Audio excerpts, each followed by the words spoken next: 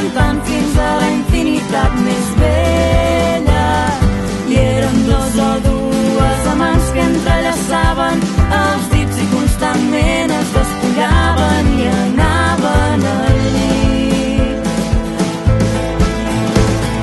I aquells dos o dues amants no respiraven sense estar parlant, tocant-se i fent-se l'amor. I aquells dos o dues amants sempre estiraven flors que recollien i es penjaven al voltant del coll. Però un dia aquells dues amants van arribar a discutir tant que això va fer girar la truita de la seva relació.